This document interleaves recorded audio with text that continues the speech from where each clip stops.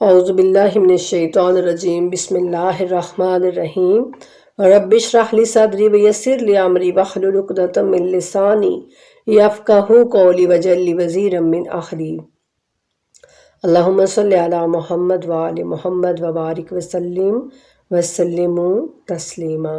اچھا جی، پچھلے درس میں ہم نے 12واں پارہ نصف تک پڑھا تھا۔ آج ہم نصف سے آگے جو ہے وہ پڑھتے ہیں اور جاننے کی کوشش کرتے ہیں کہ اللہ رب العزت کیا ارشاد فرما رہے ہیں۔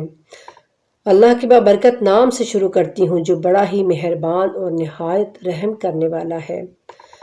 اللہ رب العزت فرماتے ہیں کہ کہنے لگے اے ہود، پیچھے ہم جناب ہود علیہ السلام اور ان کی قوم کا ذکر پڑھ رہے تھے، تو اللہ کہتے ہیں وہ کہنے لگے، ان کی قوم کہنے لگی کہ اے ہود، تم ہمارے سامنے کوئی شہادت نہیں لائی اور ہم تمہاری بات پر اپنے معبودوں کو نہیں چھوڑ سکتے اور نہ ہی ہم تجھ پر ایمان لا سکتے ہیں، کیونکہ ہم تو یہ کہتے ہیں کہ تجھے ہمارے معبودوں میں سے کسی نے آسیب پہنچایا ہے، یعنی جن کو ہم پوج رہے ہیں نا، کسی بت نے آپ پر جادو کر دیا ہے، استغفر اللہ۔ تو ہود نے کہا میں اللہ کو گواہ بناتا ہوں اور تم بھی گواہ رہو کہ اللہ کے سوا جنہیں تم شریک ٹھہراتے ہو میں ان سب سے بیزار ہوں۔ اس اللہ کے سوا تم سب مل کر میرے خلاف سازش کرو، پھر مجھے مہلت نہ دو۔ میں نے اللہ پر بھروسہ کیا ہے جو میرا اور تمہارا رب ہے، کوئی جاندار ایسا نہیں جس کی پیشانی اللہ کی گرفت میں نہ ہو، بے شک میرا رب سیدھے راستے پر ہے۔ پھر اگر تم منہ پھیرتے ہو تو میں نے تو وہ پیغام تمہیں پہنچا دیا ہے جس کے ساتھ میں تمہاری طرف بھیجا گیا تھا، اور میرا رب تمہاری جگہ اور لوگوں کو لائے گا اور تم اس کا کچھ بھی نہیں بگاڑ سکتے، بے شک میرا رب ہر چیز پر نگہبان ہے۔ پھر جب ہمارا فیصلہ آیا تو ہود اور جو لوگ ان کے ساتھ ایمان لائے تھے ہم نے اپنی رحمت سے انہیں بچا لیا اور ہم نے انہیں سنگین عذاب سے نجات دی۔ یہ وہی عاد ہیں جنہوں نے اپنے رب کی نشانیوں کا انکار کیا اور اس کے رسولوں کی نافرمانی کی اور ہر سرکش دشمن کی حکم کی پیروی کی، اور اس دنیا میں بھی لعنت نے ان کا تعاقب کیا، یعنی لعنت نے ان کا پیچھا کیا، اور قیامت کے روز بھی ایسا ہوگا، یعنی قیامت والے دن بھی وہ اللہ کی رحمت سے دور ہوں گے، لعنت ہوگی ان پر۔ تو واضح رہے کہ عاد نے اپنے رب سے کفر کیا، اور آگاہ رہو ہود کی قوم یعنی عاد کے لیے رحمت حق سے دوری ہے۔ اور سمود کی طرف ان کی برادری کے فرد صالحہ کو بھیجا، انہوں نے کہا ہے میری قوم اللہ کی عبادت کرو، اس کے سوا تمہارا کوئی معبود نہیں، اسی نے تمہیں زمین سے پیدا کیا اور اس میں تمہیں آباد کیا، لہٰذا تم اسی سے مغفرت طلب کرو، پھر اس کے حضور توبہ کرو، بے شک میرا رب بہت قریب ہے، دعاؤں کا قبول کرنے والا ہے۔ انہوں نے کہا اے صالحہ، اس سے صالح یعنی نام ہے، میں صالحہ کہہ جاتی ہوں، تو انہوں نے کہا اے صالح، اس سے پہلے ہم تم سے بڑی امیدیں وابستہ رکھتے تھے، اب کیا ان معبودوں کی پوجا کرنے سے تم ہمیں روکتے ہو جن کی ہمارے باپ دادا پوجا کیا کرتے تھے؟ اور جس بات کی طرف تم ہمیں دعوت دے رہے ہو اس بات بارے میں ہمیں شبہ انگیز شک ہے، یعنی ہم شک میں پڑے ہوئے ہیں، بہت بڑے شک میں کہ تم ہمیں کس بات کی دعوت دے رہے ہو۔ صالح نے کہا اے میری قوم، مجھے بتاؤ کہ اگر میں اپنے رب کی طرف سے دلیل رکھتا ہوں اور اس نے اپنی رحمت سے مجھے نوازا ہے، تو اگر میں اس کی نافرمانی کروں تو اللہ کے مقابلے میں میری حمایت کون کرے گا؟ تم تو میرے گھاٹے میں صرف اضافہ کر سکتے ہو۔ اور اے میری قوم، یہ اللہ کی اونٹنی تمہارے لیے ایک نشانی ہے، جو اونٹنی ان کے لیے معجزہ تھی، جو انہوں نے خود مانگا تھا کہ اس پہاڑ میں سے اونٹنی نکال کے ہمیں دکھائیے اگر آپ اللہ کے سچے نبی ہیں تو۔ اور وہ اونٹنی جب نکل آئی تو پھر انہوں نے اس کے ساتھ کیا کیا، یہ ذرا آپ پڑھیے۔ اور اے میری قوم، یہ اللہ کی اونٹنی تمہارے لیے ایک نشانی ہے، لہٰذا اسے آزاد چھوڑ دو کہ اللہ کی زمین میں چرتی رہے اور اسے تکلیف نہ پہنچانا، ورنہ تمہیں ایک فوری عذاب گرفت میں لے گا۔ پس انہوں نے اونٹنی کی کونچیں کاٹ ڈالی، یعنی ان کی اونٹنی کی جو پاؤں تھے ان کو کاٹ ڈالا اور ان کو جو ہے وہ مار ڈالا، قتل کر دیا اونٹنی کو۔ تو صالح نے کہا تم لوگ 3 دن اپنے گھروں میں بسر کرو، یہ ناقابل تکذیب وعدہ ہے، یعنی پھر اس کے 3 دن بعد ان پر جو ہے وہ عذاب آیا۔ پھر جب ہمارا فیصلہ آ گیا تو ہم نے صالح اور ان لوگوں کو جو ان کے ساتھ ایمان لائے تھے اپنی رحمت سے نجات دی اور اس دن کی رسوائی سے بھی بچا لیا۔ یقیناً آپ کا رب بڑا طاقتور اور غالب آنے والا ہے۔ اور جنہوں نے ظلم کیا تھا انہیں ایک ہولناک چنگاڑ نے اپنی لپیٹ میں لے لیا اور وہ اپنے گھروں میں اوندے پڑے رہ گئے۔ گویا تباہ و برباد ہو گئے گویا وہ ان کے گھروں میں کبھی بسے ہی نہ تھے۔ واضح رہے سمود نے اپنے رب سے کفر کیا۔ آگاہ رہو سمود کی قوم کے لیے رحمت حق سے دوری ہو۔ اور ہمارے فرشتے بشارت لے کر ابراہیم کے پاس پہنچے تو کہنے لگے سلام۔ ابراہیم نے جواباً کہا سلام۔ ابھی دیر نہ گزری تھی کہ ابراہیم ایک بھنا ہوا بچھڑا لے کر آ گئے ان کے لیے، یعنی ان فرشتوں کے لیے۔ وہ خوبصورت نوجوانوں کی شکل میں تھے اور جناب ابراہیم علیہ السلام اس بات سے ناواقف تھے کہ یہ اللہ کے فرشتے ہیں۔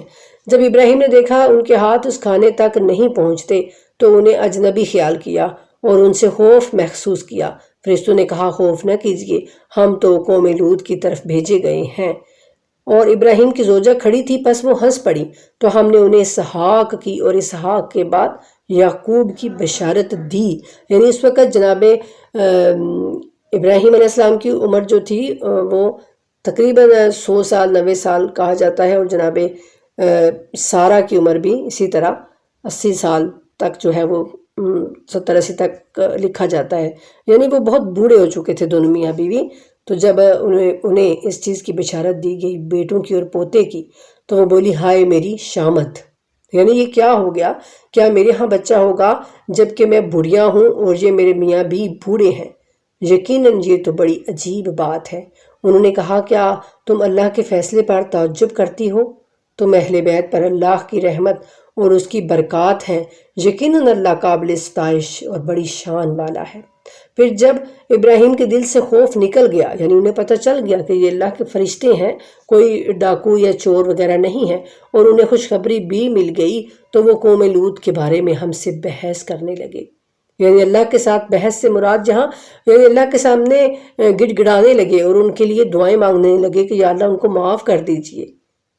بے شک ابراہیم بردبار، نرم دل اور اللہ کی طرف رجوع کرنے والے تھے۔ دیکھا نا آپ نے، اللہ کہتے ہیں کہ وہ ہم سے اس لیے دعائیں کرنے لگے کہ وہ نرم دل تھے، بردبار تھے، وہ درگزر کرنے والے تھے اور اپنے رب سے وہ التجائیں کرنے لگے۔ فرشتوں نے ان سے کہا اے ابراہیم اس بات کو چھوڑ دیں، یعنی آپ رہنے دیں، آپ نہ ان کے لیے کوئی بات کریں، بے شک آپ کے رب کا فیصلہ آ چکا ہے اور ان پر ایک ایسا عذاب آنے والا ہے جسے ٹالا نہیں جا سکتا۔ اور جب ہمارے فرستادے لوط کے پاس آئے، یعنی وہی فرستادے فرشتے جو نوجوان لڑکوں کی شکل میں آئے تھے، تو لوط ان سے رنجیدہ ہوئے، یعنی وہ یہ دیکھ کر جناب لوط علیہ السلام کی قوم جو ہے وہ بہت ہی گندی اور نجس برائی میں مبتلا تھی۔ تو جب جناب لوط علیہ السلام نے اتنے نوجوان اور خوبصورت اور پاکیزہ لڑکوں کو دیکھا تو ان کا دل جو ہے وہ رنجیدہ ہو گیا کہ اب میری قوم پتہ نہیں کیا کرے گی ان کے ساتھ، اور ان کے باعث دل تنگ ہوئے اور کہنے لگے یہ بڑا سنگین دن ہے، یعنی یہ بڑا ہی سخت دن ہے۔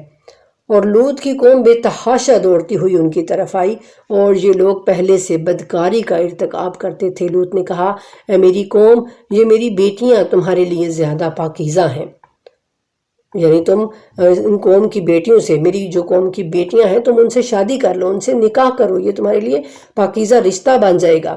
پس تم اللہ کا خوف کرو اور میرے مہمانوں کے سامنے مجھے رسوا نہ کرو۔ کیا تم میں کوئی ہوش مند آدمی نہیں ہے؟ یعنی کیا تم میں کوئی بھی ایسا نہیں جو میری بات کو سمجھ سکے؟ وہ بولے تمہیں خوب علم ہے ہمیں تمہاری بیٹیوں سے کوئی غرض نہیں ہے، اور یقیناً تمہیں معلوم ہے کہ ہم کیا چاہتے ہیں۔ لوط نے کہا اے کاش مجھ میں تمہیں روکنے کی طاقت ہوتی۔ نبی یہ کہہ رہے ہیں کہ اے کاش، یعنی میرے اندر اتنی طاقت ہوتی کہ میں تمہیں ان سے روک سکتا یا میں کسی مضبوط سہارے کی پناہ لے سکتا۔ فرشتوں نے کہا اے لوط ہم آپ کے رب کے فرستادے ہیں۔ تب فرشتوں نے پھر کہا کہ اے لوط آپ پریشان مت ہوئیے، ہم تو اللہ کی طرف سے فرشتے ہیں، یہ لوگ آپ تک نہیں پہنچ سکیں گے، بس آپ رات کے کسی حصے میں اپنے گھر والوں کو لے کر نکل جائیں اور آپ میں سے کوئی شخص پیچھے مڑ کر نہ دیکھے سوائے آپ کی بیوی کے۔ اب جناب لوط علیہ السلام کو بھی یہ پتہ نہیں تھا کہ ان کی بیوی کافرہ ہے، ان کی بیوی کے اندر دل کے اندر کیا ہے۔ تو پھر جب فرشتوں نے کہا کہ آپ اپنے سب بال بچوں کو یعنی لے کر نکلے یہاں سے، تو آپ کی بیوی جو ہے وہ یعنی حتمی یہ فیصلہ تھا کہ کوئی بھی پیچھے مڑ کر نہیں دیکھے گا، اور جو پیچھے مڑ کر دیکھے گا عذاب اس پر مسلط ہو جائے گا۔ اور ان کی بیوی نے کہتے ہیں کہ جاتے جاتے پیچھے مڑ کے دیکھ لیا تو پھر وہ عذاب ان پر آ گیا۔ ٹھیک ہے، تو یہاں اللہ کہہ رہے کہ مڑ کر نہ دیکھے سوائے آپ کی بیوی کے، بے شک جو عذاب دوسروں پر پڑنے والا ہے وہی اس بیوی پر بھی پڑے گا، یقیناً ان کے وعدہ عذاب کا وقت صبح ہے، کیا صبح کا وقت قریب نہیں؟ یہاں غور کیجئے کہ بیوی میاں بیوی کا رشتہ جو ہوتا ہے نا، وہ سب سے بہترین رشتہ ہوتا ہے، سب سے لاجواب رشتہ ہوتا ہے، لیکن اگر وہ صحیح رشتہ ہو، صحیح معنوں میں رشتہ ہو، اور پھر ایک نبی کی بیوی ہونا کتنی بڑی فضیلت جو ہے وہ فضیلت کا حامل ہے نا۔ لیکن افسوس کہ ایک نبی کی بیوی ہوتے ہوئے بھی جب ایک عورت جو ہے وہ خود کو ٹھیک نہ کر سکے، جب وہ اس کے اندر کفر ہی رہا، جناب نوح علیہ السلام کی ایک بیوی بھی اور جناب لوط علیہ السلام کی ایک بیوی بھی جو عذاب کی مستحق اس دنیا میں ہی ہو گئی، اور اس دنیا میں اللہ رب العزت نے دکھا دیا کہ دیکھو رشتہ جو ہے نا، رشتہ داریاں وہ اللہ کے نزدیک کوئی حیثیت نہیں رکھتی۔ اللہ کے نزدیک صرف وہ لوگ حیثیت رکھتے ہیں جو تقوی والے ہیں، جو با ایمان ہیں، جو عمل صالحہ کرنے والے ہیں، وہ اللہ کے نزدیک بہترین ہیں، اور انہی کی اللہ کے نزدیک جو ہے وہ کوئی حیثیت ہے۔ ورنہ چاہے وہ کسی نبی کا بیٹا ہو یا کسی نبی کی بیوی ہو، اس سے اللہ کو کوئی سروکار نہیں۔ اللہ کو صرف وہ لوگ چاہیے جو تقوی والے ہوں، جو اللہ پر ایمان رکھنے والے ہوں، جو اللہ سے محبت کرنے والے ہوں، جو اپنے رب پر یقین رکھنے والے ہوں، اور اللہ تعالی ہم سب کو ویسا بنا دے جیسے ہمارے رب چاہتے ہیں کہ ان کے بندے ویسے بن جائیں۔ آمین یا الہی آمین۔ آگے اللہ کہتے ہیں پس جب ہمارا حکم آ گیا، یعنی وہ عذاب ہمارے حکم سے آ گیا، تو ہم نے اس بستی کو تہ و بالا کر دیا اور اس پر پختہ مٹی کے پتھروں کی لگاتار بارش برسائی، جن پر آپ کے رب کے ہاں سے نشانی لگی ہوئی تھی، اور یہ عذاب ظالموں سے کوئی دور نہیں۔ اور مدین کی طرف ہم نے ان کی برادری کے فرد شعیب کو بھیجا، شعیب علیہ السلام۔ انہوں نے کہا ہے میری قوم اللہ کی بندگی کرو، اس کے سوا تمہارا کوئی معبود نہیں ہے، اور ناپ اور تول میں کمی نہ کیا کرو۔ میں تمہیں آسودگی میں دیکھ رہا ہوں، اور مجھے ڈر ہے کہ کہیں وہ دن نہ آ جائے جس کا عذاب تمہیں گھیر لے۔ یہ بھی ہم پیچھے پڑھ کے آئے ہیں جناب شعیب علیہ السلام کا قصہ، لیکن اللہ تعالیٰ بار بار رپیٹ کرتے ہیں، تھوڑی سی باتیں یہاں بتاتے ہیں، تھوڑی سی باتیں یہاں بتاتے ہیں، ان کی زندگی کے حالات سارے ہمارے پاس لے کے آتے ہیں اللہ کہ دیکھو جو کچھ ان قوموں نے کیا تھا ویسے تم مت کرو۔ ان کی قوم جو ہے وہ ناپ تول میں کمی کرتی تھی، اور آج ہمارے ہاں یہ ایک عمومی چیز ہو گئی ہے، ناپ تول میں کمی کرنا، اور پھر چیزوں کو جو گندی گندی چیزیں ہوتی ہیں ان کو شاپروں میں ڈال کے رکھ دیتے ہیں۔ کوئی آتا ہے بیچارہ گاہک تو وہ اس کے سامنے چیزیں جو ڈالتے ہیں، پھر ایسے ہی وہ آنکھوں میں نمک مرچ ڈال کے پتہ نہیں کیسی وہ شاپر چینج کر لیتے ہیں، پتہ ہی نہیں چلتا، اور وہ جو نرا گند والا شاپر ہوتا ہے وہ پکڑا کے تو ان سے پیسے صحیح لے کے اپنی جیب میں ڈال لیتے ہیں، اور وہ سمجھتے ہیں کہ وہ حق حلال کی کمائی کر رہے ہیں۔ لیکن یہ کس وجہ سے ہو رہا ہے؟ یہ اس وجہ سے ہی ہے کہ ہم قرآن سے دور ہیں۔ اگر ہم خود قرآن کو پڑھیں، اگر ہم خود یہ ساری آیتیں پڑھیں، تو کیا وجہ ہے کہ ہمارے دل جو ہیں وہ اللہ کے خوف سے لرزنے نہ لگیں؟ کیا وجہ ہے کہ ہمیں اپنے اللہ پر توکل نہ ہو کہ ہم اچھے طریقے سے بھی اپنا اگر کمائی کریں گے تو اللہ اس میں برکت ڈالیں گے؟ اللہ ہمیں رزق دینے کا وعدہ کیا ہے، اللہ نے رزق کا وعدہ اللہ نے اپنے ذمے لے رکھا ہے۔ کوئی وجہ نہیں ہے کہ ہمارے جو اندر ہے وہ صاف ہو جائے، ٹھیک ہے، لیکن بات یہ ہے کہ ہم قرآن کی طرف آتے ہی نہیں ہیں۔ اور انہوں نے کہا اور اے میری قوم انصاف کے ساتھ پورا ناپا اور تولا کرو، اور لوگوں کو ان کی چیزیں کم نہ دیا کرو، اور زمین میں فساد کرتے نہ پھرو۔ اللہ کی طرف سے باقی ماندہ تمہارے لیے بہتر ہے اگر تم مومن ہو۔ یعنی جو بھی تمہیں اچھا رزق ملے گا نا تو وہ تمہارے لیے بہتر ہوگا، اور میں تم پر نگہبان تو نہیں ہوں۔ انہوں نے کہا ہے شعیب، کیا تمہاری نماز تمہیں یہ حکم دیتی ہے کہ ہم انہیں چھوڑ دیں جنہیں ہمارے باپ دادا پوجتے آئے ہیں، یا ہم اپنے اموال میں اپنی مرضی کے تصرف کرنا بھی چھوڑ دیں؟ صرف تو ہی بڑا بردبار اور عقل مند آدمی ہے۔ یعنی وہ اس طرح سے مذاق اڑانے لگے ایک رسول کا، اور کہنے لگے کہ ہم تو وہی کریں گے جو ہمارے باپ دادا کرتے آئے ہیں، اور ہمارا مال ہے، ہم اس میں جو مرضی کریں، تمہیں کیا؟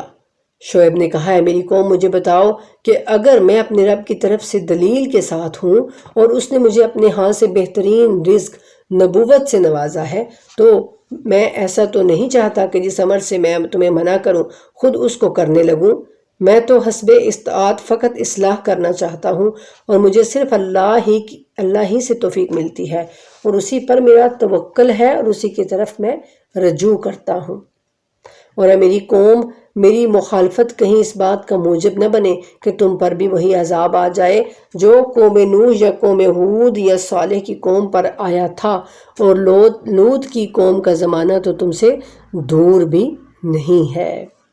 یعنی یہ انبیاء جو تھے یہ جلدی جلدی آتے رہے، ایک نبی کے بعد جانے کے بعد دوسرا نبی، ایک نبی کے جانے بعد دوسرا نبی۔ جناب عیسیٰ علیہ السلام کے بعد پھر جو ہے وہ بہت سارا غیب بن گیا۔ جناب موسیٰ کے بعد بھی کہتے ہیں کہ بہت تھوڑا غیب آیا تھا، لیکن جناب عیسیٰ کے بعد اور محمد مصطفیٰ صلی اللہ علیہ وآلہ وسلم کے درمیان کہتے ہیں کہ تقریباً 600 سال کا جو ہے وہ فرق بن جاتا ہے، 6 صدیاں۔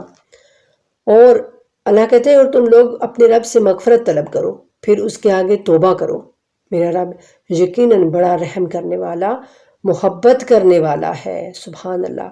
انہوں نے کہا ہے شعیب، تمہاری اکثر باتیں ہماری سمجھ میں نہیں آتی۔ اب آپ سوچئے جو باتیں جناب شعیب کر رہے تھے وہ کوئی ایسی باتیں تھیں جو سمجھ میں نہیں آنے والی تھی، وہ تو صاف صاف سمجھ آ رہی تھی، لیکن جو عمل ہی نہ کرنا چاہتا ہو، جو سمجھنا ہی نہ چاہتا ہو، پھر وہ تو ایسے ہی کہے گا نا۔ اور بے شک تم ہمارے درمیان بے سہارا بھی نظر آتے ہو، اور اگر تمہارا قبیلہ نہ ہوتا تو ہم تمہیں سنگسار کر چکے ہوتے، کیونکہ تمہیں ہم پر کوئی بالادستی حاصل نہیں ہے۔ اب یعنی جناب شعیب علیہ السلام کے قبیلہ جو ہے وہ بڑا تھا، تو وہ اس قبیلے کا لحاظ کرتے ہوئے کہہ رہے ہیں کہ ہم جو ہے آپ کو چھوڑ رہے ہیں، ورنہ ہم آپ کو سنگسار کر دیتے۔ استغفر اللہ۔ تو یہاں پر بھی جناب رسول اللہ صلی اللہ علیہ وآلہ وسلم کے قبیلے کا خیال کیا گیا تب تک جب تک جناب ابو طالب علیہ السلام زندہ تھے۔ جب تک جناب ابو طالب رہے کسی کی جرت نہیں ہوتی تھی کہ رسول اللہ صلی اللہ علیہ وآلہ وسلم کی طرف آنکھ اٹھا کر بھی دیکھے۔ قبیلے کا ایک لحاظ تھا، قبیلے کا وہ روب اور دبدبا تھا، لیکن جب جناب ابو طالب اس دنیا سے رخصت ہو گئے، جب ان کی آنکھیں بند ہو گئی، تو بعد میں جو رسول اللہ کے ساتھ ہوا وہ ہم سب جانتے ہیں۔ تو یہاں بھی یہی کہا گیا، اور یہ باتیں اسی لیے اپنے نبی کو بتا رہے ہیں اللہ، کہ ان کے دل کو تسلی ہو کہ پہلے بھی اسی طرح ہی ہوتا آیا ہے۔ شعیب نے کہا ہے میری قوم، کیا میرا قبیلہ تمہارے لیے اللہ سے زیادہ اہم ہے؟ سبحان اللہ۔ دیکھیں آپ کتنی بڑی دلیل، کتنی بڑی حجت قائم کر رہے ہیں نبی۔ کہتے ہیں کہ کیا میرا قبیلہ تمہارے لیے اللہ سے زیادہ اہم ہے کہ تم اللہ کو پس پشت ڈال دیا تم نے؟ یعنی تم اللہ کا خیال نہیں کر رہے، جس نے تمہیں پیدا کیا، جس نے تمہیں اتنی ساری نعمتیں دیں، جس نے تمہیں زمین پر رہنا جو ہے وہ زندگی کی مہلت دی، تو کیا تم اس کا لحاظ نہیں کر رہے اور میری قوم کا لحاظ کر رہے ہو؟ اور میرا رب یقیناً تمہارے اعمال پر احاطہ رکھتا ہے۔ اور اے میری قوم، تم اپنی جگہ پر عمل کرتے جاؤ، میں بھی عمل کرتا جاؤں گا، عن قریب تمہیں پتہ چل جائے گا کہ رسوا کن عذاب کس پر آتا ہے اور جھوٹا کون ہے۔ بس تم بھی انتظار کرو، میں بھی تمہارے ساتھ انتظار میں ہوں۔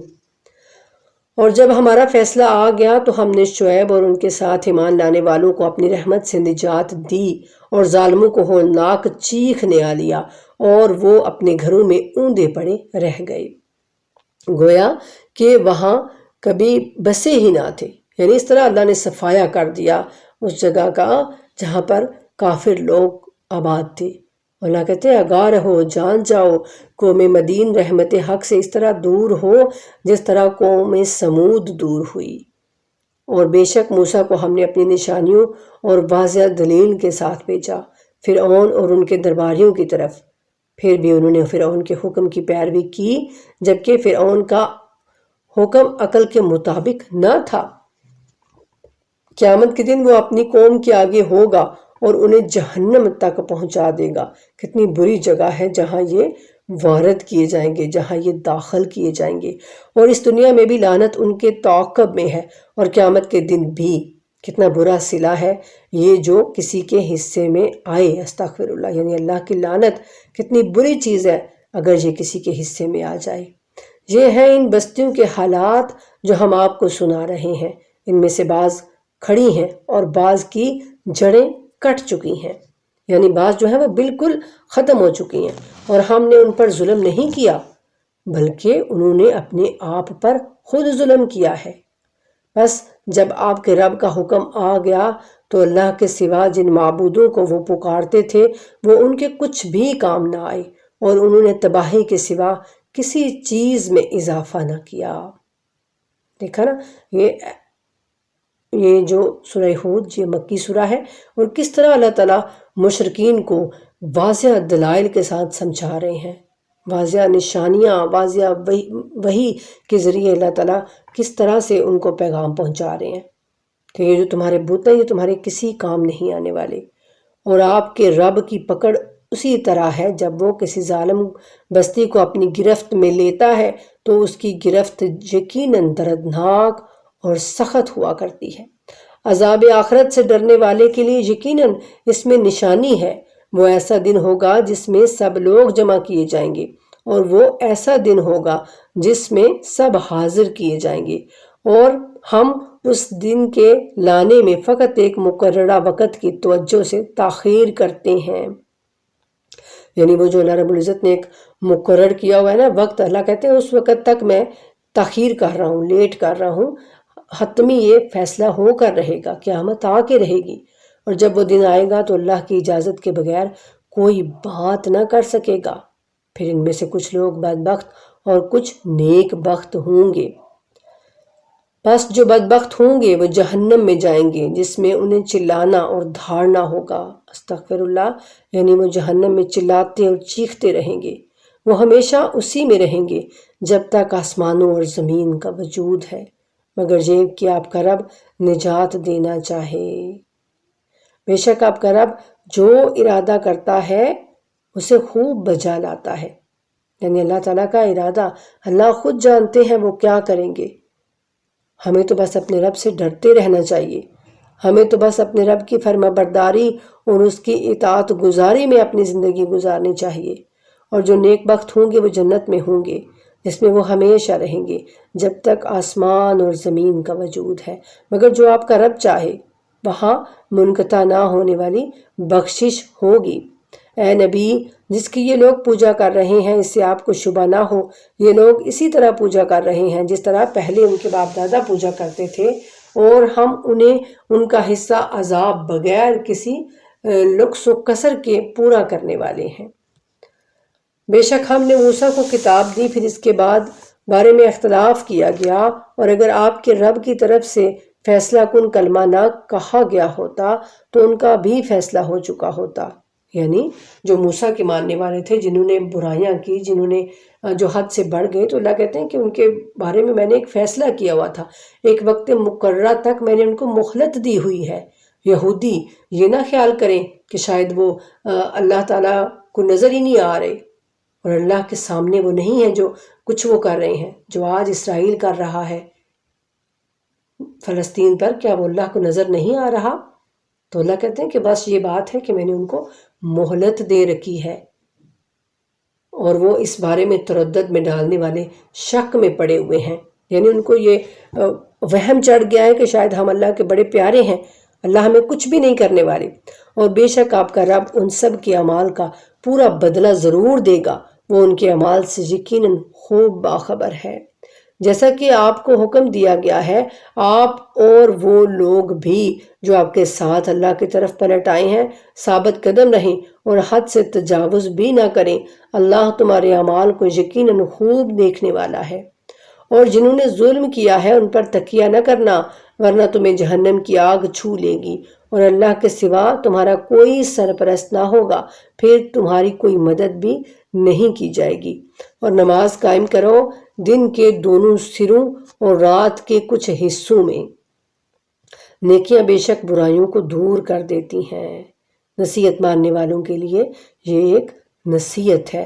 یہاں نماز کا جو ہے وہ واضح طور پر ایک یعنی اللہ تعالیٰ صراحت کے ساتھ بتا رہے ہیں کہ اس ٹائم پہ نمازوں کو ادا کرو۔ اور یہاں پر جو ہمیں مل رہا ہے وہ 3 اوقات مل رہے ہیں، یعنی دن کے 2 سرے، اس سے ایک صبح کا اور ایک رات کا شام کا ٹائم پتہ چلتا ہے، فجر کا اور شام کا، اور پھر رات کے کچھ حصوں میں اس سے جو ہے وہ عشاء کا اور تہجد کا بھی بعید نہیں اس سے کہ اللہ چاہ رہے ہیں۔ ٹھیک ہے، تو یہاں پر 3 حصوں کا ہو سکتا ہے پہلے یہ ہوں، پھر اس کے بعد جو ہے اللہ رب العزت نے ان کو 5 کر دیا ہو۔ اور اللہ کہتے ہیں اور صبر کرو، یقیناً اللہ نیکی کرنے والوں کا اجر ضائع نہیں کرتا۔ تم سے پہلے قوموں میں عقل و خرد والے کیوں نہیں رہے جو زمین میں فساد پھیلانے سے منع کرتے، سوائے ان چند افراد کے جنہیں ہم نے ان میں سے بچا لیا تھا۔ اور ظالم لوگ ان چیزوں کے پیچھے لگے رہے جن میں عیش و نوش تھا، اور وہ جرائم پیشہ لوگ تھے۔ اور آپ کا رب ان بستیوں کو ناحق تباہ نہیں کرتا اگر ان کے رہنے والے اصلاح پسند ہوں، اور اگر آپ کا رب چاہتا تو تمام لوگوں کو ایک ہی امت بنا دیتا، مگر وہ ہمیشہ اختلاف کرتے رہیں گے۔ یعنی اللہ کہتے ہیں کہ یہ جو فرقے بنے ہوئے ہیں نا، یہ اختلاف تو ہوتا رہے گا، لیکن اگر اختلاف جو ہے وہ احسن انداز سے ہو تو وہ اچھا ہے۔ یہ تو نہیں کہ ایک دوسرے کو کافر ہی کہہ دو، ایک دوسرے کی جان کے پیچھے دشمن بن جاؤ، ایک دوسرے کو قتل کرنے پہ آ جاؤ، یہ تو نہیں نا ٹھیک بات۔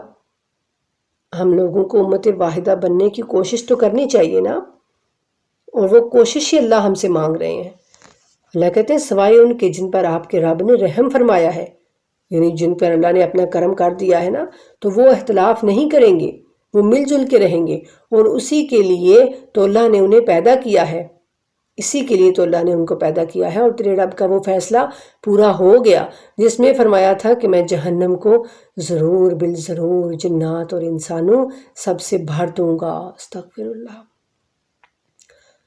اب آپ سوچیے، اللہ کہہ رہے ہیں جو اختلاف کرتے ہیں نا، اختلاف تو رہتا ہے، اختلاف رہے گا، اور جو اختلاف کر رہے ہیں سوائے ان کے، اللہ کہتے ہیں کہ جن پر آپ کے رب نے رحم فرمایا، یعنی اختلاف نہ کرنا، فرقوں میں نہ بٹنا، یہ اللہ کا رحم ہے ہم پر۔ اگر ہم فرقوں میں نہ بٹیں تو، اور اگر ہم بٹتے رہیں، فرقوں میں بٹے رہیں، تو پھر اللہ کہتے ہیں کہ یہ میرا وہ وعدہ پورا ہو کر رہے گا کہ میں انسانوں سے اور جنات سے جو ہے جہنم کو ضرور بالضرور بھر دوں گا۔ اللہ ہم سب کو معاف کریں۔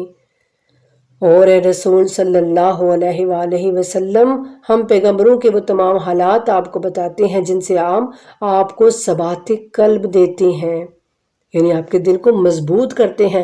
ان سب پیغمبروں کے حالات بتا کر کہ آپ اپنا دل چھوٹا نہ کریں، اور ان کے ذریعے حق بات آپ تک پہنچ جاتی ہے، نیز مومنین کے لیے نصیحت اور یاد دہانی ہو جاتی ہے۔ اب یہ اتنی سی ایک آیت ہے، لیکن آپ اس کو غور سے دیکھیں اور غور سے پڑھیں کہ رسول کے دل کو یہ تسلی دے رہی ہیں آیتیں، رسول کے دل کو مضبوط کر رہی ہیں کہ پیچھے بھی ایسا ہو چکا ہے، اپنا دل جو ہے وہ رنجیدہ نہ کریں، ان لوگوں کے لیے اتنے پریشان نہ ہوں، کچھ لوگ ایمان والے ہوں گے اور کچھ ایمان نہیں لائیں گے، ایسا ہوتا رہا ہے۔ نبی کے دل کو دھارس بندائی جا رہی ہے، اور اللہ کہتے ہیں کہ یہ آیات جو ہے یہ مومنین کے لیے نصیحت ہوں گی، اور ان کے لیے یاد دہانی ہوگی کہ ہم نے ایسا نہیں کرنا جو پچھلی قومیں کر کے آئی ہیں، ہم نے ایسا نہیں بننا، ہم نے اللہ کے غضب کا حقدار نہیں بننا، ہم نے اللہ کی لعنت کا مستحق نہیں بننا۔ یہ ساری یاد دہانی ہوگی۔ اور لیکن مومن وہ ہوگا جو ان سے نصیحت حاصل کرے گا اور وہ یاد رکھے گا کہ اللہ ان باتوں پر جو ہے وہ ناراض ہوئے تھے اور پچھلی قوموں پر ان باتوں سے عذاب آئے تھے، یاد رکھے گا تو وہ ہوگا مومن۔ اور جو لوگ ایمان نہیں لاتے ان سے کہہ دیجئے تم اپنی جگہ عمل کرتے جاؤ، ہم بھی عمل کرتے جائیں گے، اور تم انتظار کرو، ہم بھی انتظار کریں گے۔ اور آسمانوں اور زمین کی پوشیدہ باتوں کا علم صرف اللہ کو ہے، اور سارے امور کا رجوع اسی کی طرف ہے، لہٰذا اسی کی عبادت کرو اور اسی پر بھروسہ کرو، اور تمہارا رب تمہارے اعمال سے غافل نہیں ہے۔ الحمدللہ سورہ ہود ہمارا مکمل ہوا، اور آگے سورہ یوسف، یہ بھی مکی سورہ ہے۔ سورہ یوسف، جناب یوسف علیہ السلام کا اس میں ساری تفصیلاً اللہ تعالیٰ نے، یہ واحد قصہ ہے جو اللہ نے ایک ہی مرتبہ ایک کہانی کی شکل میں کہہ لیں اس کو جو ہے وہ قرآن میں ذکر فرمایا ہے، ورنہ باقی تمام جو انبیاء ہیں ان کا ذکر جو ہے اللہ رب العزت نے مختلف جگہ پر تھوڑا سا کہیں تھوڑا سا کہیں تھوڑا سا کہیں اس طرح سے کیا ہے، لیکن جناب یوسف علیہ السلام کا ایک مکمل کہانی کی طرح سے اللہ نے یہاں پر بیان کیا ہے سارا۔ بنام خدائے رحمان الرحیم، الف لام را، یہ واضح کتاب کی آیات ہیں، ہم نے اسے عربی قرآن بنا کر نازل کیا تاکہ تم سمجھ سکو۔ سبحان اللہ۔ یہاں سے اب اندازہ کیجئے کہ اللہ تعالیٰ چاہ رہے ہیں یہ ہم قرآن کو سمجھیں، یا اللہ تعالیٰ یہ چاہ رہے ہیں کہ ہم اس کو بس پڑھ کے تو اس سے ثواب حاصل کرتے رہیں۔ اللہ کہتے ہیں کہ وہ لوگ عرب تھے نا، ان کی زبان عربی تھی، تو اللہ کہہ رہے ہیں اس لیے میں نے اس کو عربی زبان میں نازل کیا ہے تاکہ تم کو یہ سمجھ آ سکے۔ یہ نہیں اس لیے نہیں بھیجا کہ تم اس کو پڑھ کے تو تم ثواب حاصل کرتے رہو، بلکہ اس لیے میں نے بھیجا تاکہ تم سمجھ سکو۔ اللہ کہتے ہیں ہم اس قرآن کو آپ کی طرف وحی کر کے آپ سے بہترین قصہ بیان کرنا چاہتے ہیں، اور آپ اس سے پہلے ان واقعات سے بے خبر تھے۔ آگے جناب یوسف علیہ السلام کا قصہ شروع ہو رہا ہے۔ اللہ کہتے ہیں جب یوسف نے اپنے باپ سے کہا، اے بابا، میں نے خواب میں 11 ستاروں کو دیکھا ہے، اور سورج اور چاند کو میں نے دیکھا کہ وہ مجھے سجدہ کر رہے ہیں۔ کہا، بیٹا اپنا خواب اپنے بھائیوں سے بیان نہ کرنا، ورنہ وہ آپ کے خلاف کوئی چال سوچیں گے، کیونکہ شیطان انسان کا کھلا دشمن ہے، اور آپ کا رب اسی طرح آپ کو برگزیدہ کرے گا اور آپ کو خوابوں کی تعبیر سکھائے گا، اور آپ پر اور آل یعقوب پر اپنی نعمت اسی طرح پوری کرے گا جس طرح اس سے پہلے آپ کے اجداد ابراہیم و اسحاق علیہ السلام پر کر چکا ہے۔ بے شک آپ کا رب بڑا علم والا اور حکمت والا ہے۔ بے شک یوسف اور اس کے بھائیوں کے قصے میں پوچھنے والوں کے لیے نشانیاں ہیں۔ جب بھائیوں نے آپس میں کہا، یوسف اور اس کا بھائی ہمارے ابا کو ہم سے زیادہ پیارے ہیں، حالانکہ ہم ایک جماعت ہیں، بے شک ہمارے ابا تو صریح غلطی پر ہیں۔ یوسف کو مار ڈالو، بھائیوں نے کہا، یوسف کو مار ڈالو یا اسے کسی سرزمین میں پھینک دو تاکہ تمہارے ابا کی توجہ صرف تمہاری طرف ہو جائے اور اس کے بعد تم لوگ نیک بن جاؤ گے، یعنی اپنے باپ کی توجہ پا کے۔ ان میں سے ایک کہنے والا بولا، یوسف کو قتل نہ کرو، اور اگر تمہیں کچھ کرنا ہی ہے تو اسے کسی گہرے کنویں میں ڈال دو، کوئی قافلہ اسے نکال کر لے جائے گا۔ کہنے لگے، اے ہمارے ابا جان، کیا وجہ ہے کہ آپ یوسف کے بارے میں ہم پر اعتماد نہیں کرتے، حالانکہ ہم اس کی خیر خواہ ہیں؟ کل اسے ہمارے ہمراہ بھیج دیجئے تاکہ کچھ کھا پی لے اور کھیل کود لے، اور ہم یقیناً اس کی حفاظت کریں گے۔ اب یہ وہ چال چل رہے ہیں جناب یوسف علیہ السلام کے بھائی۔ یہ پورا قصہ بہت ہی دلچسپ اور بہت ہی سبق آموز قصہ ہے۔ یعقوب نے کہا، تمہارا اسے لے جانا میرے لیے حزن کا باعث ہے، غم کا باعث ہے، یعنی اور مجھے ڈر ہے اسے بھیڑیاں کھا جائے اور تم اس سے غافل ہو۔ کہنے لگے، اب ہم ایک جماعت ہیں، اس کے باوجود اگر یوسف کو بھیڑیا کھا جائے تو ہم نقصان اٹھانے والے ٹھہریں گے، یعنی ہم بہت بڑی جماعت ہے، ہم بہت زیادہ ہیں، تو ہمارے ہوتے ہوئے ہمارے وہاں موجود ہونے کے باوجود اگر یوسف کو بھیڑیا کھا جائے تو ہم نقصان اٹھانے والوں میں سے ہو جائیں گے۔ پس جب وہ اسے لے گئے اور سب نے اتفاق کر لیا کہ اسے گہرے کنویں میں ڈال دیں، اور ہم نے یوسف کی طرف وحی کی کہ ایک دن ایسا آئے گا کہ آپ ان کے پاس ان کے اس فعل کے بارے میں انہیں ضرور بتائیں گے، جبکہ انہیں اس بات کا شعور تک نہیں ہوگا۔ اور یہ لوگ رات کی ابتدا میں اپنے باپ کے پاس روتے ہوئے آئے، کہنے لگے ابا جان ہم دوڑ لگانے میں مصروف ہو گئے اور یوسف کو اپنے سامان کے پاس چھوڑ گئے تو اسے بھیڑیا کھا گیا، اور آپ ہماری بات نہیں مانتے، گو ہم سب سچے ہیں۔ چنانچہ وہ یوسف کے کرتے پر جھوٹا ہون لگا کر لے آئے۔ یعقوب نے کہا نہیں، تم نے اپنے تئیں ایک بات بنائی ہے، یعنی نبی کو پتہ چل گیا کہ یہ سب جھوٹے ہیں، پس میں بہت اچھے صبر کا مظاہرہ کروں گا، اور جو بات تم بیان کر رہے ہو اسی پر اللہ ہی سے مدد طلب کروں گا۔ پھر ایک قافلہ آیا اور انہوں نے اپنا سکا بھیجا، پانی لینے والا جو ہوتا ہے نا اس کو کہتے ہیں سکا، جو پانی اپنے قافلے کو پلاتا ہے۔ جس نے اپنا ڈول کنویں میں ڈالا تو یوسف آویزہ نکلے۔ وہ بولا کیا خوب، یہ تو ایک لڑکا ہے، اور انہوں نے اسے تجارتی سرمایہ بنا کر چھپا لیا، اور جو کچھ بھی وہ کر رہے ہیں اللہ اس سے خوب باخبر ہے۔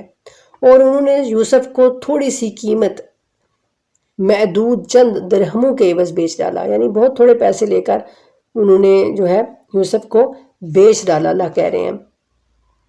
اور وہ اس میں زیادہ طمع بھی نہیں رکھتے تھے، یعنی بس انہوں نے کہا کہ چلو ہمیں ملا ہے تو ہم بیچ دیتے ہیں جتنے بھی مل رہے ہیں، تو کون سا ہمارا کوئی اپنا غلام ہے، غلام بنا کے یعنی انہوں نے جناب یوسف علیہ السلام کو مصر میں بیچ دیا۔ اور مصر کے جس آدمی نے انہیں خریدا، اس نے اپنی بیوی سے کہا اس کا مقام معزز رکھنا، ممکن ہے کہ وہ ہمارے لیے فائدہ مند ہو یا ہم اسے بیٹا بنا لیں۔ یہ زلیخا جن کا نام تھا، یہ ان کے شوہر نے جب خریدا اور زلیخا سے کہا کہ اس کو اچھی طریقے سے رکھنا، یعنی ہماری اولاد نہیں ہے تو ہو سکتا ہے کہ ہم یہ کل کو ہمارا ولی عہد بن جائے، ہمارا بیٹا بن جائے۔ اور اس طرح ہم نے یوسف کو اس سرزمین میں رہنے نصیب کیا، یعنی اور اس لیے بھی کہ ہم انہیں خوابوں کی تعبیر کی تعلیم دیں، اور اللہ اپنے امر میں غالب ہے لیکن اکثر لوگ نہیں جانتے۔ اور جب یوسف اپنی جوانی کو پہنچے تو ہم نے انہیں علم اور حکمت عطا کی، اور ہم نیکی کرنے والوں کو ایسی ہی جزا دیا کرتے ہیں۔ اور یوسف جس عورت کے گھر میں تھے اس نے انہیں اپنے ارادے سے منحرف کر کے اپنی طرف مائل کرنا چاہا، یعنی زلیخا نے، اور سارے دروازے بند کر کے کہنے لگی آ جاؤ۔ یوسف نے کہا خدا کی پناہ، یقیناً میرے رب نے مجھے اچھا مقام دیا ہے، اور بے شک اللہ ظالموں کو کبھی فلاح نہیں دیتا۔ اور اس عورت نے یوسف کا ارادہ کر لیا، اور یوسف بھی اس کا ارادہ کر لیتے اگر وہ اپنے رب کی برہان نہ دیکھ چکے ہوتے۔ یعنی اللہ کہتے ہیں کہ انسان جو ہے نا وہ تو انسان کے بہکاوے میں آ جاتا ہے، لیکن جس کا ایمان پھر سچا ہو، جو اپنے اللہ پر جس کا توکل اور بھروسہ ہو، اور جس کو اپنے رب پر یقین ہو، تو پھر وہ گناہوں سے بچ جاتا ہے۔ اس طرح ہوا تاکہ ہم ان سے بدی اور بے حیائی کو دور رکھیں، کیونکہ یوسف ہمارے برگزیدہ بندوں میں سے تھے۔ دونوں دروازے کی طرف دوڑ پڑے، اور اس عورت نے یوسف کا کرتا پیچھے سے پھاڑ دیا۔ اتنے میں دونوں نے اس عورت کے شوہر کو دروازے پر موجود پایا۔ عورت کہنے لگی جو شخص تیری بیوی کے ساتھ برا ارادہ کرے اس کی سزا کیا ہو سکتی ہے، سوائے اس کے کہ اسے قید میں ڈالا جائے یا دردناک عذاب دیا جائے۔ یوسف نے کہا یہ عورت مجھے اپنے ارادے سے پھسلانا چاہتی تھی، اور اس عورت کے خاندان کی کسی فرد نے گواہی دی کہ اگر یوسف کا کرتا آگے سے پھٹا ہے تو یہ سچی ہے اور یوسف جھوٹا ہے، اور اگر اس کا کرتا پیچھے سے پھٹا ہے تو یہ جھوٹی ہے اور یوسف سچا ہے۔ کہتے ہیں کہ ایک پالنے میں ایک جھولے میں بچہ لیٹا ہوا تھا، اور وہ بچہ بولا، اس بچے نے جناب یوسف علیہ السلام کی گواہی دی اللہ کے حکم سے۔ جب اس نے دیکھا کہ کرتا تو پیچھے سے پھٹا ہے، یعنی اس کے شوہر نے دیکھا کہ کرتا تو پیچھے سے پھٹا ہے، تو اس کے شوہر نے کہا کہ بے شک یہ سب تم عورتوں کی فریب کاری ہے، تم عورتوں کی فریب کاری تو بہت بھاری ہوتی ہے۔ یوسف اس معاملے سے درگزر کرو، اور اے عورت تو اپنے گناہ کی معافی مانگ، بے شک تو ہی خطا کاروں میں سے تھی۔ اور شہر کی عورتوں نے کہنا شروع کیا کہ عزیز مصر کی بیوی اپنے غلام کو اس کے ارادے سے پھسلانا چاہتی ہے، اس کی محبت اس کے دل کی گہرائیوں میں اتر چکی ہے، ہم تو اسے یقیناً صریح گمراہی میں دیکھ رہے ہیں۔ یعنی عورتیں جو ہے وہ ان کے خلاف جو ہے پھر باتیں کرنے لگیں زلیخا کے خلاف کہ یہ اپنے غلام کے پیچھے پڑ گئی ہے۔ پس اس نے جب عورتوں کی مکارانہ باتیں سنی تو انہیں بلا بھیجا اور ان کے لیے جو ہے وہ صوفے وغیرہ لگا دیے، کرسیاں وغیرہ لگا دی، اور ان میں سے ہر ایک کے ہاتھ میں ایک چھری دے دی کہ پھل کاٹیں۔ پھر اس نے یوسف سے کہا کہ ان کے سامنے سے نکل آؤ۔ سب کے ہاتھوں میں ایک ایک چھری اور ایک ایک سیب اس نے پکڑا دیا کہ جو ہی تمہارے سامنے سے یوسف گزرے تو تم نے اس سیب کو کاٹنا ہے۔ پس جب عورتوں نے انہیں دیکھا تو انہیں بڑا حسین پایا، اور وہ اپنے ہاتھ کاٹ بیٹھیں اور کہہ اٹھیں کہ پاک ہے اللہ، یہ بشر نہیں، یہ تو کوئی معزز فرشتہ ہے۔ سبحان اللہ۔ یعنی وہ بھی دیکھ کر حیران رہ گئیں کہ کوئی اس قدر بھی خوبصورت ہو سکتا ہے۔ اس نے کہا یہ وہی ہے جس کے بارے میں تم مجھے تانے دیتی تھی، اور بے شک میں نے اسے اپنے ارادے سے پھسلانے کی کوشش کی، مگر اس نے اپنی عصمت قائم رکھی، اور اگر یہ میرا حکم نہ مانے گا تو ضرور قید کر دیا جائے گا اور خوار بھی ہوگا۔ یوسف نے کہا اے میرے رب، قید مجھے اس چیز سے زیادہ پسند ہے جس کی طرف یہ عورتیں مجھے دعوت دے رہی ہیں، اور اگر تو ان کی مکاریاں مجھ سے دور نہ فرمائے گا تو میں ان عورتوں کی طرف راغب ہو جاؤں گا اور نادانوں میں شامل ہو جاؤں گا۔ بس یوسف کے رب نے یوسف کی دعا سن لی اور یوسف سے ان عورتوں کی مکاری دور کر دی، بے شک وہ خوب سننے والا اور جاننے والا ہے۔ پھر یوسف کی پاک دامنی کی علامات دیکھ چکنے کے باوجود انہوں نے مناسب سمجھا کہ کچھ مدت کے لیے یوسف کو ضرور قید کر دے، اور قید خانے میں یوسف کے ساتھ 2 جوان بھی داخل ہوئے۔ ان میں سے ایک نے کہا میں نے خواب میں دیکھا کہ شراب کشید کر رہا ہوں، یعنی شراب پلا رہا ہوں، اور دوسرے نے کہا میں نے دیکھا کہ میں اپنے سر پر روٹی اٹھائے ہوئے ہوں، پرندے اس میں سے کھا رہے ہیں، ہمیں اس کی تعویل بتا دیجئے، یقیناً ہمیں آپ نیک انسان نظر آتے ہیں۔ یوسف نے کہا جو کھانا تم دونوں کو دیا جاتا ہے وہ ابھی آیا بھی نہ ہوگا کہ میں اس کی تعبیر تمہیں بتا دوں گا، یعنی بہت جلدی بتا دوں گا، قبل اس کے کہ وہ کھانا تمہارے پاس آئے۔ یہ ان تعلیمات میں سے ہے جو میرے رب نے مجھے سکھائی ہیں۔ یعنی اللہ رب العزت نے جناب یوسف علیہ السلام کو خوابوں کی تعبیر کا جو علم تھا وہ سکھایا تھا۔ میں نے اس قوم کا مذہب ترک کر دیا ہے جو اللہ پر ایمان نہیں لاتے اور آخرت کا انکار کرتے ہیں۔ جناب یوسف علیہ السلام نے کہا مذہب ترک کر دیا کیا مطلب؟ انہوں نے تو مذہب وہ اپنایا ہی نہیں تھا نا، ان کا مذہب تو جناب یوسف کا اپنا تھا، لیکن ان کے سامنے یہ کہہ رہے ہیں کہ میں ان کا مذہب یعنی نہیں، میں ان کا مذہب میں نے لیا، میں تو اپنے اللہ پر ایمان لایا ہوں، اور میں نے تو اپنے اجداد ابراہیم علیہ السلام، اسحاق اور یعقوب کے مذہب کو اپنایا ہے۔ ہمیں کسی چیز کو اللہ کا شریک بنانے کا حق حاصل نہیں ہے۔ ہم پر اور دیگر لوگوں پر یہ اللہ کا فضل ہے، لیکن اکثر لوگ شکر نہیں کرتے۔ اور اے میری زندان کے ساتھیوں، کیا متفرق ارباب بہتر ہے یا وہ اللہ جو یکتا ہے، جو سب پر غالب ہے؟ یعنی بہت سارے خدا بہتر ہیں یا پھر وہ اللہ جو ایک ہے اور وہ سب پر غالب ہے؟ تم لوگ اللہ کے سوا جن چیزوں کی بندگی کرتے ہو وہ صرف تم اور تمہارے باپ دادا کے خود ساختہ نام ہیں۔ اللہ نے تو ان پر کوئی دلیل نازل نہیں کی، اقتدار تو صرف اللہ ہی کا ہے۔ اس نے حکم دیا ہے کہ اس کے سوا تم کسی کی بندگی نہ کرو، یہی مستحکم دین ہے، لیکن اکثر لوگ نہیں جانتے۔ اے میری زندان کے ساتھیوں، تم دونوں میں سے ایک تو اپنے رب کو شراب پلائے گا، اپنے رب کو یعنی اپنا جو اس کا مالک ہوگا، جو اپنا بادشاہ ہوگا، اس کا رب کا مطلب پالنے والا ہی ہوتا ہے نا، جو اس کا آقا ہوگا، ٹھیک ہے، رب کا مطلب یہاں پالنے والا آئے گا، تو اپنے رب کو شراب پلائے گا اور دوسرا سولی چڑھایا جائے گا۔ پھر پرندے اس کا سر نوچ کھائیں گے، جو بات تم دونوں مجھ سے دریافت کر رہے تھے اس کا فیصلہ ہو چکا ہے۔ اور ان دونوں میں سے جس کی رہائی کا خیال کیا تھا یوسف نے اس سے کہا اپنے مالک شاہ مصر سے میرا ذکر کرنا، مگر شیطان نے اسے بھلا دیا کہ وہ اپنے مالک سے یوسف کا ذکر کرے۔ یوں یوسف کئی سال زندان میں پڑے رہے۔ اور ایک روز بادشاہ نے کہا میں نے خواب میں 7 موٹی گائیں دیکھی ہیں جنہیں 7 دبلی گائیں کھا رہی ہیں، اور 7 سبز خوشے ہیں اور 7 خشک خوشے۔ اے دربار والو، اگر تم خوابوں کی تعبیر کر سکتے ہو تو میرے اس خواب کی تعبیر سے مجھے آگاہ کرو۔ انہوں نے کہا یہ تو پریشان خوابوں میں سے ہے اور ہم اس قسم کے خوابوں کی تعبیر نہیں جانتے۔ اور ان 2 قیدیوں میں سے جس نے رہائی پائی تھی اور اس سے وہ بات بڑی مدت بعد یاد آ گئی، اس نے کہا میں تمہیں اس خواب کی تعبیر بتاتا ہوں، مجھے یوسف کے پاس زندان بھیج دیجیے۔ اے یوسف، اے بڑے راست گو، اے یعنی ہمیشہ سچ بولنے والے۔ اب وہ جو یوسف سے جا کے وہ خواب بیان کر رہا ہے وہ بندہ کہ 7 دبلی گائیں 7 موٹی گایوں کو کھا رہی ہیں اور 7 خوشے سبز اور 7 خوشے خشک ہیں، ہمیں اس کی تعبیر بتائیں تاکہ میں لوگوں کے پاس واپس جاؤں آپ کی سچی تعبیر سن کر شاید وہ جان لیں۔ یوسف نے کہا تم 7 برس تک متواتر کھیتی باڑی کرتے رہو گے، ان سالوں میں جو فصل تم کاٹو ان میں سے قلیل حصہ تم کھاؤ، باقی اس کے خوشوں ہی میں رہنے دو۔